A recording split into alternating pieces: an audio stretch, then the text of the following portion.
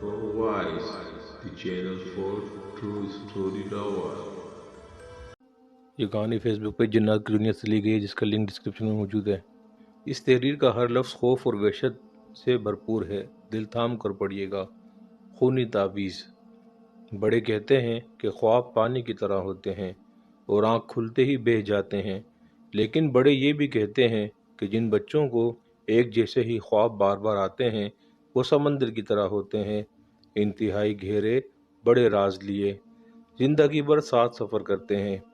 میری آج کی کہانی ایک حقیقت پر مبنی ہے، اور یہ حقیقت وہی سمجھ سکیں گے جو یقین رکھتے ہیں کہ جو ہم دیکھتے ہیں فقط وہی نہیں ہے، بلکہ کچھ نہ نظر آنے والے راز ہمارے ارد گرد وقوع پذیر ہوتے رہتے ہیں، جنہیں دیکھنے اور سمجھنے کے لیے ایک خاص نظر ایک خاص فرد کو ہی ملتی ہے۔ ہاں، میں بھی ایک ایسا ہی انسان ہوں، بالکل عجیب، نہ سمجھ آنے والا، مختلف واقعات و آزمائش سے، جو جتنا لڑتا ہے سہتا ہے وہی جانتا ہے۔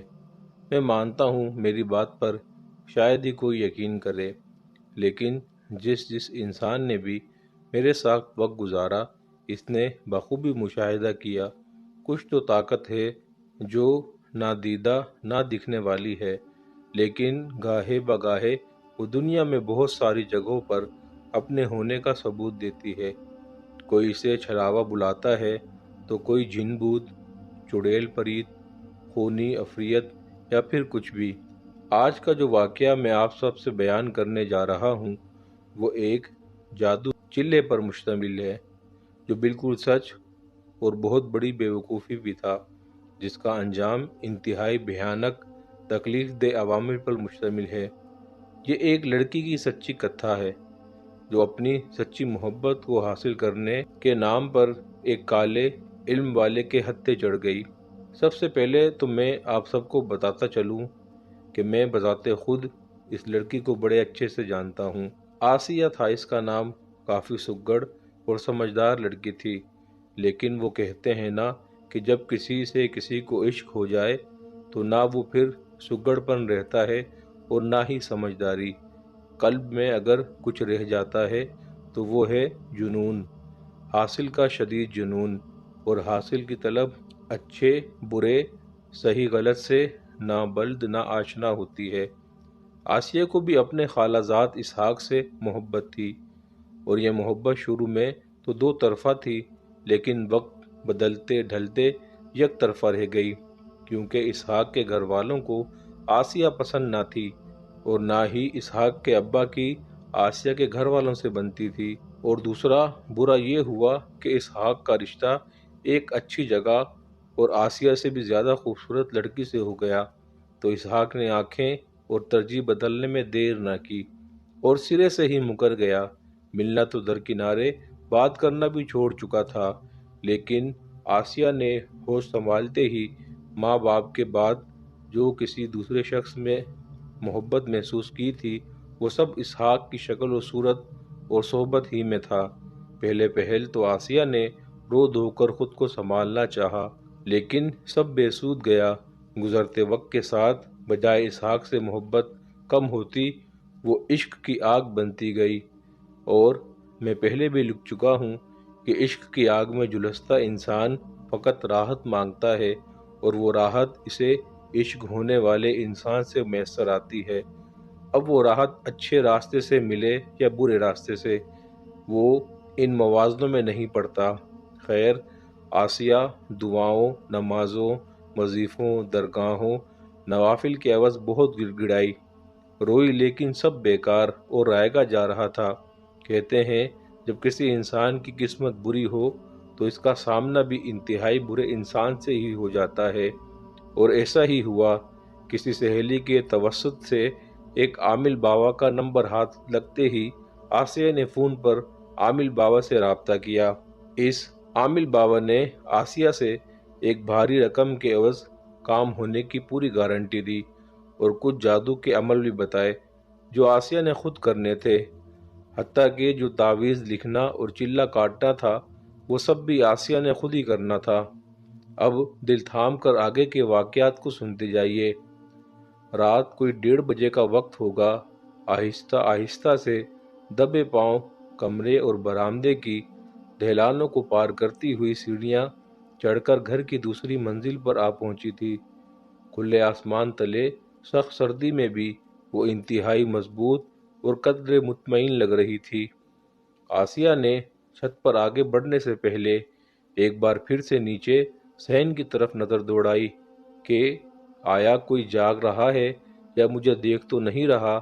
پھر آگے بڑھتے ہوئے دوسری منزل پر موجود ایک چھوٹے سے اسٹور روم کے دروازے کی کنڈی کو بنا آواز کیے جلدی سے اندر جا گھسی اور دروازے کو اندر سے بند کر دیا۔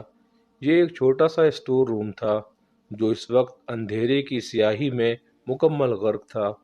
ہاتھ کو ہاتھ سجائی نہیں دے رہا تھا، لیکن آسیہ نے باہیں پھیلائے ہوئے دھیمے انداز میں قدم آگے بڑھائے اور سامنے والی دیوار کو تلاشا، اور پھر چھناک کی آواز کے ساتھ اسٹور روم کا پورا کمرہ بلب کی پیلی روشنی میں مکمل نہا سا گیا۔ کمرے میں روشنی کرتے ہی آسیہ نے اپنے دونوں ہونٹوں کو زور دیتے ہوئے انتہائی دھیمی آواز میں پکارا تو ایک سائڈ پر پڑے پرانے ٹوٹے پھوٹے بیڈ کے نیچے سے ایک بلی باہر نکل آئی۔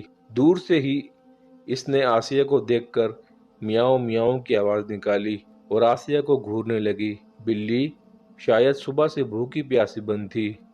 آسیہ نے دوبارہ سے آہستگی میں بلی کو پیار سے پکارا تو بلی آسیہ کے پاس آ گئی، جسے آسیہ نے بڑے آرام اور انہماک کے ساتھ گود میں اٹھا لیا۔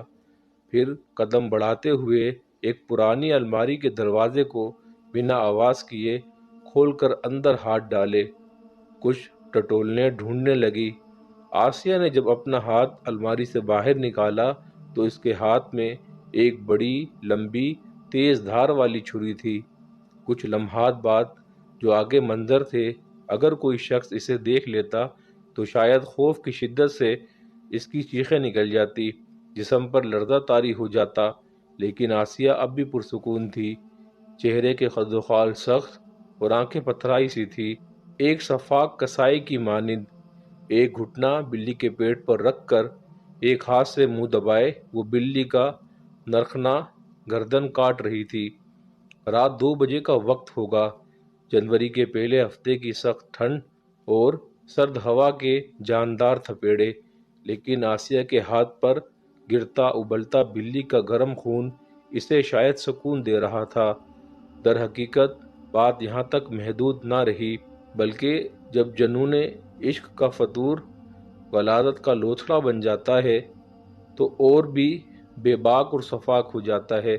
فقط 2 منٹ میں ہی آسیہ نے ایک ہٹی کٹی بلی کو بنا آواز نکالے چھری سے چیرا اور ادھیڑ کر رکھ دیا۔ آسیہ کا ہاتھ، چہرہ اور کپڑے خون سے لتھڑ چکے تھے، لیکن وہ لاپرواہ اور بے فکر تھی۔ ایسا لگ رہا تھا جیسے وہ کسی اور ہی دنیا میں جا رہی ہو، اور چند لمحات بعد وہ ہوا جو ناقابل بیان ہے۔ آسیہ نے دیکھتے ہی دیکھتے سرد رات کے گہرے اندھیرے میں خود کو لباس سے بے نیاز کر دیا۔ وہ برہنہ ہو چکی تھی۔ اس سخت سردی میں بھی موسمی سختیوں سے بے نیاز و بیگانہ۔ اب وہ بلی کی لاش کے پاس آلتی پالتی مار کر بیٹھ گئی اور آنکھیں بند کیے منہ میں کچھ کالے علم کے اشوک دہرانے لگی جو قدیم سنسکرت میں تھے۔ اور پھر بس اتنا ہی نہیں، بلکہ وہ بلی کے مردہ خون کو اپنے چہرے اور جسم پر ملنے لگی۔ آسیہ منہ میں اشوک بڑبڑا رہی تھی۔ کوئی 10 منٹ بعد اس کے اشوک کو بڑبڑانا بند ہوا تو وہ خاموشی کے ساتھ اٹھ کھڑی ہوئی۔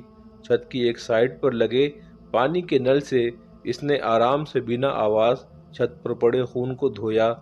سخت ٹھنڈ میں بھی وہ اپنے جسم کو گیلا کرنے پر لاپرواہ سی تھی، جیسے کہ اب آسیہ میں محسوسات نام کی کوئی شے ہی نہ ہو۔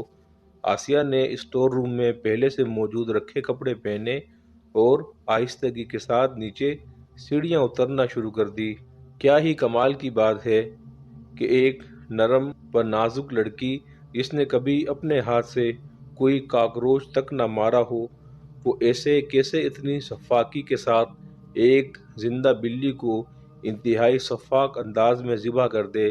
لیکن یاد رکھیں، کالے علم بہت وحشت ناک علم ہے جو آپ سے آپ کی سوجھ، عقل، حس سب چھین لیتا ہے۔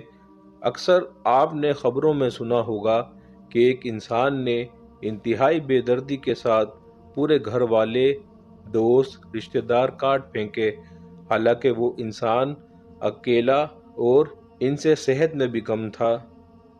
جاری ہے۔